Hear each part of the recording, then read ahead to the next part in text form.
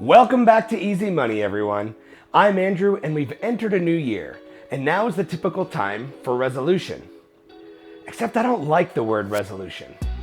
It's a Latin-based word meaning the act or process of resolving something. It just makes me feel like something's broken that I have to fix, and I just don't agree with that. I recently watched Matt D'Avella's video on building a habit. You should check out his video after you finish watching this one, of course. I'll have the link for his video at the end of this one. In Matt's video, he never uses the word resolution. He uses words like habit and intention. I really like that. This puts a good perspective on growing as a person instead of repairing yourself as a person. We're not broken, we just need to upgrade. Let's learn how to be intentional on this edition of Easy Money.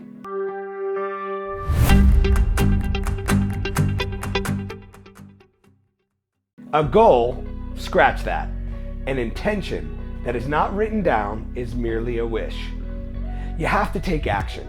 You're either taking action and taking control, or you're letting the world act upon you and you lose all control. And the only way to act on your intentions is to write it down. It really doesn't matter where you write down your intentions. You can text it to yourself, write it in a notebook or a journal, email yourself, or throw it in your calendar. Wherever you decide to do this, just make sure that you do it. Take action. So how do we write down our intentions so we actually accomplish them? The only smart way to do it is to be smart. Our intentions need to be specific, measurable, attainable, relevant, and timely. And because we here at Easy Money are overachievers, we'll bump these up to smarter intentions by evaluating, rewarding, and reassessing. A specific intention is the who, what, where, and how. Keep in mind these questions as you come up with your specific intention. What do you want to accomplish? Why is this intention important? Who is involved? Where is it located? And which resources or limits are involved? So why do specifics matter? Imagine you're a huge fan of jelly. You make a statement that jelly is great. I will be gifted 100 jars of jelly. Now when jars of beef-flavored jelly start rolling in, you'll wish you were more specific and stated your favorite raspberry instead. Be sure to write down statements like, I will increase my savings by 10% or $200. This has a much greater chance of being accomplished than a general statement like, I will be rich or I'll increase my savings. A measurable goal should address questions such as how much, how many. Establish specific criteria for measuring progress towards the intention. For example, I'm going to focus on increasing my savings by $1,200 this year, as opposed to I'm going to increase my savings this year. Have a value attached to it. Will you be reading books? If so, how many? Will you be increasing your investments? If so, by how much? By measuring the intention, you make it more tangible because it provides a way to measure progress. If it's an intention that will take an entire year to complete, then set some milestones along the way to help you. If you're increasing your savings by $1,200, then perhaps you can have a milestone of $100, then $200, etc. To be most effective, your intentions must push you beyond what you would normally do. At the same time, they must be based in reality. An intention which is not attainable is likely to do more harm than good in the form of lost confidence, and or a loss of credibility with those you partner with. An intention of making $150 billion and becoming the wealthiest person in the world by the end of this year, yes, that's specific and measurable, but it's very unrealistic and not attainable. Be sure to challenge yourself. You want to push yourself, but also complete it. Matt D'Avella gave a great example of this in his video. Reading one book per week was a bit lofty for him, but one book per month would not push him enough. He settled on 2 books per month because it would challenge him and it is possible to accomplish. So take a look at your intentions and be sure there's something that challenges you but that you can actually accomplish. This step is about ensuring that your intention matters to you and that it makes sense for the time, person, place, or situation that you're in. A relevant intention can answer yes to these questions. Does it seem worthwhile? Is this the right time? Does this match my other efforts? Do I have the skills required to do it? Is it applicable in today's socioeconomic environment? If you're looking to increase your stock investment by 8% this year but don't own any stocks currently, it wouldn't be very relevant. Perhaps change it to opening a stock portfolio and invest $1,200 this year. Or maybe you have a $1,200 credit card bill and it would be more relevant to pay that off and pay down that debt before investing into stocks. Just be sure you can answer the questions and keep your intentions relevant.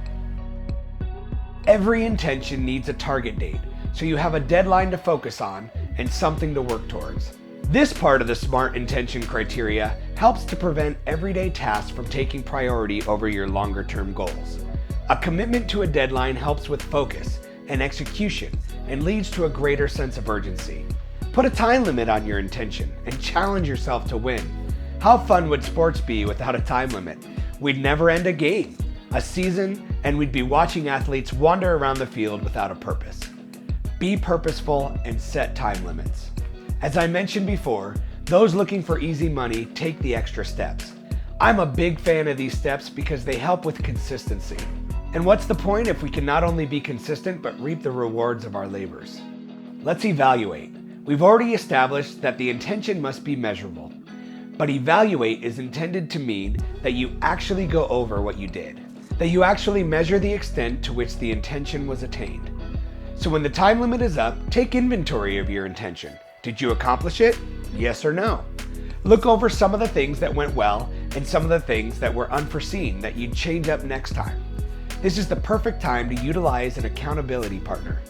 That can be anyone, anywhere. Have someone or a group you can share your intentions with and be held accountable. You can do this with a partner, a friend, a parent, or share in a group, like our Easy Money Facebook group. Throw up your intentions there and call back to them once the time limit is reached. Speaking of sharing with others, if you like the content that you're receiving here on Easy Money, please tap that like button as well and share it with others. I appreciate the community we're building and I look forward to its growth. Evaluation of your intentions shouldn't just happen at the end. Break down your annual intention into monthly, weekly, and daily milestones. In doing this, you'll be much more likely to hold your focus and actually accomplish it. And what is the point of being intentional if there's no reward, right? Of course you have the reward of accomplishment and whatever it was that you accomplished, but they need to be celebrated. Have some extra reward attached to it as well. When I meet my intention of reading 24 books this year, I'll buy a $20 Lego set. Or I'll go out to that restaurant. I'll let myself see the new movie that just came out. There are a lot of ways you can celebrate. The point is to celebrate it. But what if you didn't meet your intention? Well, this is the perfect time to reassess.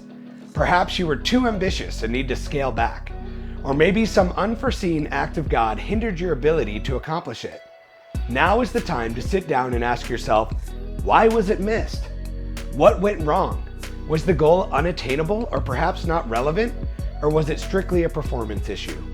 On the flip side, if it was attained too easily, you need to reassess to see if this was really worth chasing. Was it challenging enough to achieve? I challenge you to take 10 minutes this week to sit down and write down smarter intentions. When you do, leave it down below in the comment.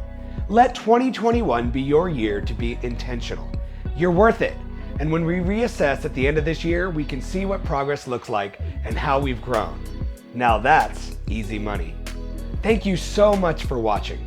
If you enjoyed this and learned something, please subscribe and click on the notification bell to ensure that you don't miss out on any of that easy money. I'm Andrew, this is Easy Money, and now it's time to invest in yourself.